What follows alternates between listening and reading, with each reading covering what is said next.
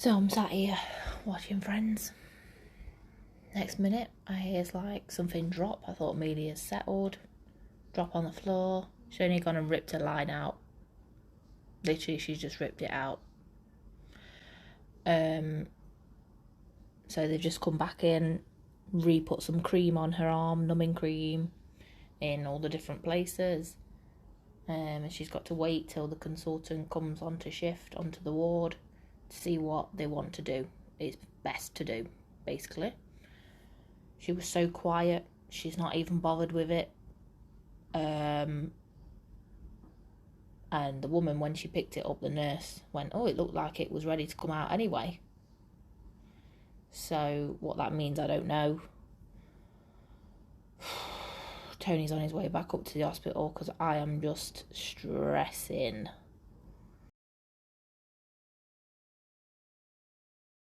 Hi everyone. It's been a couple of days since I last did a video. Do you know what? Yesterday was going the best day so far until bedtime. And they did a last IV. It was about 5 o'clock. They came in and the nurse was trying to reuse the bandage from before instead of getting a new one that was already pre-rolled and everything. And he left some of the line out, like the clear bit that they put the cannula bit in. I don't know what it's called, but it's like the extension. And Amelia was getting settled for bed, and then all of a sudden I hears like this ding ding ding on the side of the cot, and I was like, what the hell is that?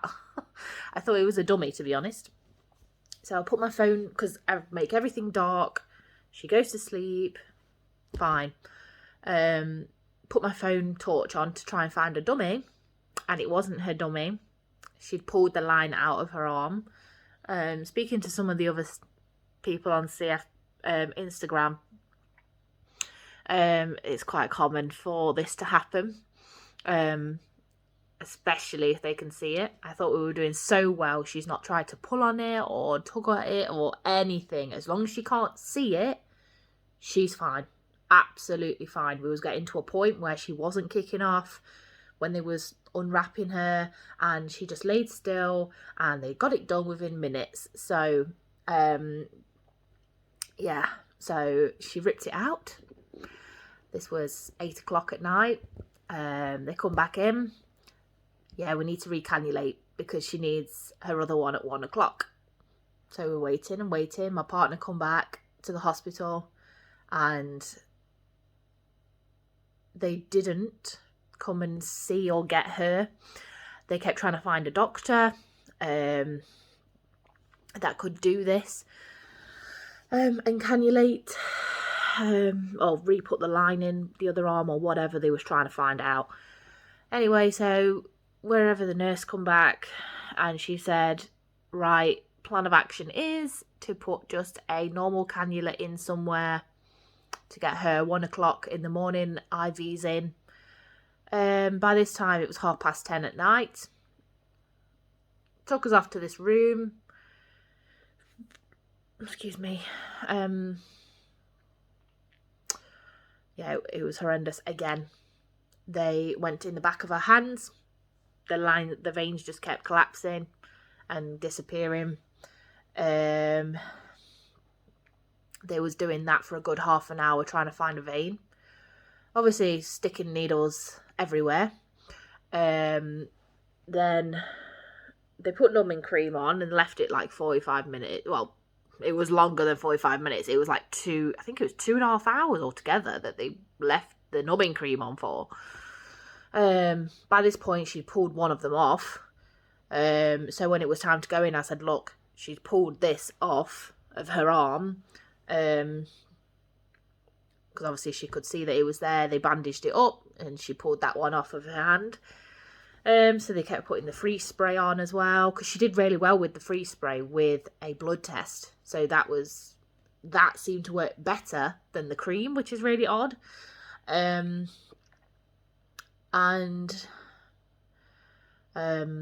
then they decided they wasn't going to try in the arm part of the other arm that they haven't put the line in yet, because there was a really good vein, and obviously they'd need to use that to reline it. So she says, I'm not touching that one. They can have that one for the line as and when we need to put it in. So well, I'm hoping, I think the plan of action is to see how long this lasts. They ended up putting it in her foot, sort of near her ankle bone. There was a really good big vein there. She had her IVs in the night, no problem. She kind of woke up a little bit and was crying a little bit, but she went straight back to sleep. And then they did them this morning around 8 o'clock, 8:30. And she was having a breakfast then. So they did it while she was sat in her high chair. Didn't even flinch. Didn't even, when they put it in, I thought, oh, she might flinch away a little bit. She didn't. She was really, really, really good, bless her. She was just eating her raspberries. She's a sucker for raspberries. And blueberries and strawberries. She just loves any kind of fruit, to be fair. So that was really positive. It was really good. It was just a horrendous night altogether. We didn't actually get back to the room until midnight, and then they was coming in at 1 o'clock to put the IV in anyway. So I didn't really sleep last night, if I'm honest with you. Hence why I look like this. I've not even brushed my teeth yet. It's absolutely vile. But we just got home. She's just got up for a sleep. So now it's a case of keeping her socks on, which with children and Amelia, it's quite difficult because she likes to rip them off. We had a little bit of physio this morning. She's all right walking on it and everything, and they said that she did really well, better than they thought that she was going to do. So just hoping that this lasts a couple of days, and then maybe Friday or Saturday they will get another line in her other arm, to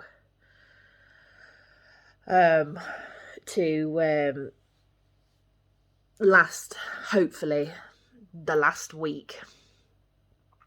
I just can't believe it. It was all going so smoothly, and I thought, yes, come on, if it stays like this, we can get through this, literally.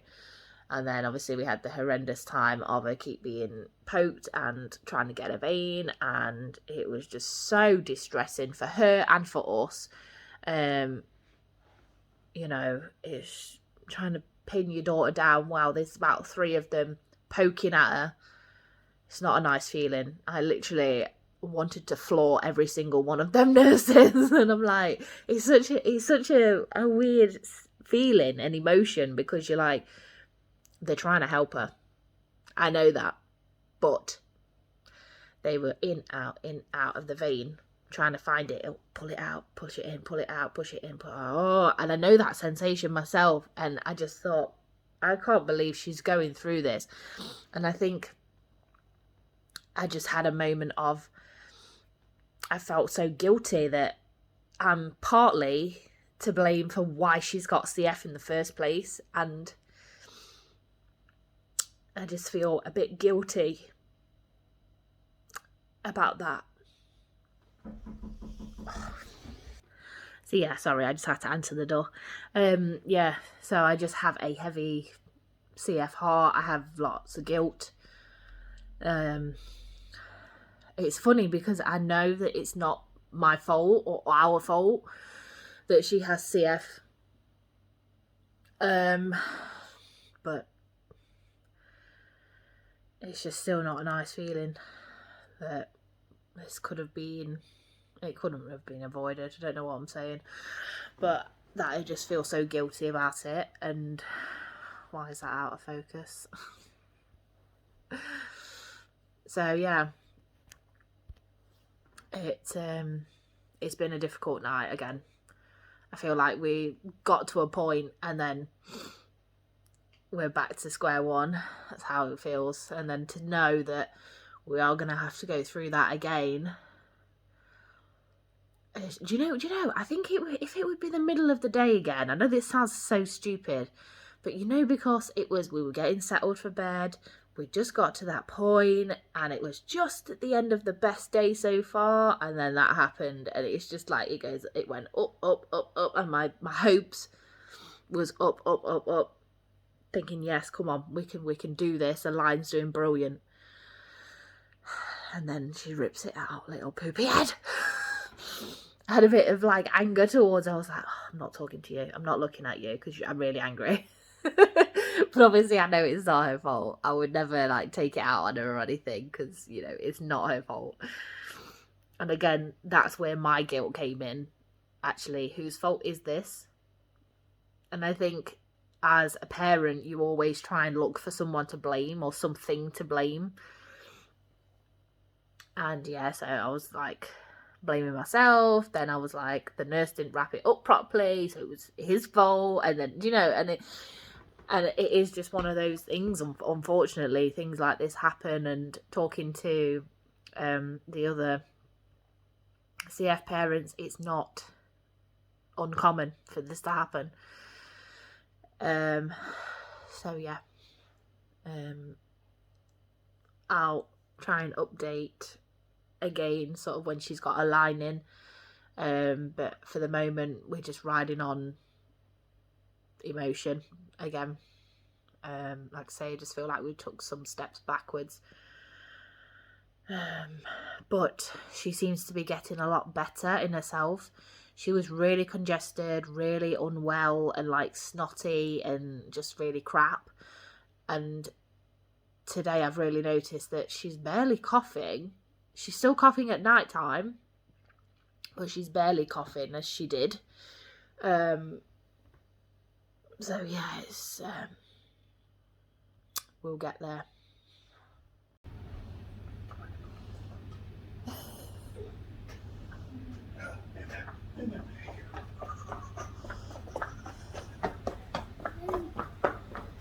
Oh,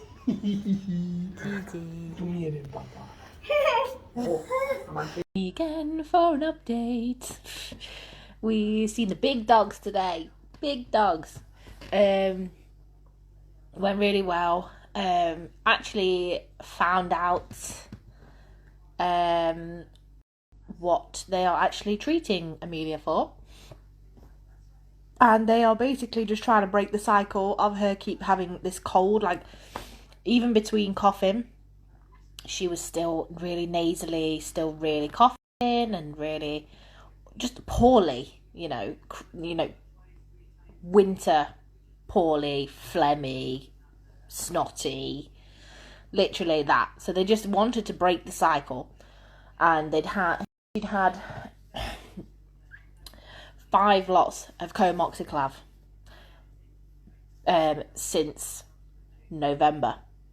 So it's quite a lot, and obviously it's not really doing its job. So obviously she had to go in for IVs to kind of break that cycle. And we saw the big team from Queen's Medical in Nottingham. We are at King's Mill Hospital, but we see Queen's team twice a year to kind of go over things. They actually got to tell me about her annual review, which she's 18 months now nearly. So that was nice. They compared x-rays that she had done on Friday and then x-rays from annual review, and it's all looking really good, and there's next to no change in her lungs or anything that they can see. So they decided that they're going to try Danae's salt neb, and also one called a hyper something. I can't bloody remember their name, it's very long, but it tickles the airways, basically just makes them cough. So to help her cough. Interesting, because I have been on at the team for starting a nebulizer because I thought it was going to help massively. And last Tuesday, not Tuesday just gone, the one before, we had the appointment to go in, and because she was unwell, And then obviously the decision was made that by Friday she was going to be admitted. But anyway, I spoke to them and I said, look, what about a nebulizer? Will a nebulizer help? And they basically turned around and was like, no, a nebulizer is for more of breathing, more of a tight chest, rather than thinning things. So I was like, okay. I wasn't really sold on that because I know that's not true. Because salt nebs obviously thin mucus and break it down. Well, not thin it, they break it down so that they can move it better. But obviously then seeing the team from the Queen's Med, they turned around and said, it's time for a nebulizer. And they think that it's going to help massively with Amelia. And I just turned around and I said, I've been asking for a nebulizer for so long. All the rest of the team was in the room. I was like, for so long. And I feel like maybe this could have been avoided a little bit. What do I know? I'm not a medical professional. But, you know, I have experience with CF in my family. And also you guys on here. You know, everybody's saying, why is she not on a neb? Why is she not on this? And anyway, I'm not going to be smug about it, but I told you so. So anyway, had a good chat about the physio side of things whilst we're in hospital. Yes, they're getting her to try and walk around, run around, do physical exercises, but the physio turned around and basically said, it's not really going to do a lot. She needs to have airway clearance. Physio, not exercise. Exercise is great for lung health, of course, but that alone, without sort of airway clearance, it's not really going to do a lot. Also, just another quick one. I actually got to see and meet our psychologist today. We've been 18 months. I've only ever exchanged an email. What? So actually it was so nice to actually have someone and listen to me. And being in hospital is the toughest time yet. Literally the toughest time yet. And there's been so many different emotions that have resurfaced. And I think newly surfaced as well. With my guilt and my emotions. Sorry, my face is literally just breaking out and peeling. So it was so nice to be able to be listened to, and sort of going forward, we'll catch up again at the next clinic. So yeah, that was really nice, really, really nice. And I will share like things that have been coming up, because I always think like, do some people go through this on their own, like these feelings, and even if they watch a video of mine or whatever and think, God, I'm not going nuts, because I feel like that when I put up a post and people are like, I feel you, we was there, 6 months ago with their little ones, and we know how you feel. Like that support of you going through it yourself, or have been through it yourself as a family, you know exactly how I'm feeling right now, and it's so comforting to know that. And it's like people say, oh, you're lucky you can go home.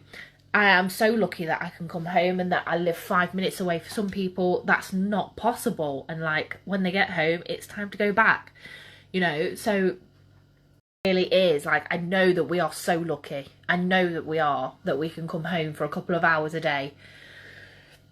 And like, because her next IV is at 4 o'clock, we're gonna boss that and come home for tea tonight as well, because last night was so nice that we could all eat together as a family. And it's just, sorry, burping. No takeaway today. Being good. But yeah, it was so nice to do a normal thing and keep things normal as possible. So we are dead lucky in that, and I know that. It still doesn't take away the fact that you're seeing your child very distressed, and it's got to the point now where the hospital team on the ward, or like, you know, we can recognize that she gets so distressed and stressed because they have to do her obs before, because they was doing them after they was administering these, and she was just, her obviously her heartbeat was like through the roof, and they could never actually get anything accurate. Do you know what I mean? So they've obviously come to the, you know, trying to be as quick and as comforting as possible. She's not as bad as she was in the beginning, but it depends what way around they do it. So sometimes, like in the night, because she'd been woke to have her IVs, then they wanted to do her obs and thought, oh, you know, she'll go back to sleep. She didn't. She was like, I know you're still there, so I'm gonna wake up and start screaming. So I feel sorry for the neighbours. But, you know, like, it's like little things like that, like they've recognised that she gets very distressed. And like I say, it's got a lot better. And also, obviously, with putting cannulas in, it makes it a lot more difficult because she gets so stressed, her veins just disappear. So, yeah, and then obviously the more that they're poking and trying to get the vein, and they think a vein's there, and they go in and it disappears, and then they can't get it, and then and it just escalates, and she gets so distressed, and I get distressed, of course. And I thought maybe the second time of having a cannula in, I'd be a bit stronger, but I was absolutely knackered from that day. And yeah, I was also breaking down in tears, and just to see her, because you just want to take it away. I want to punch the nurse, but she's doing a good job. I'm just like, oh god, it's just the weirdest feeling, and it's hard. Point blank, it's hard.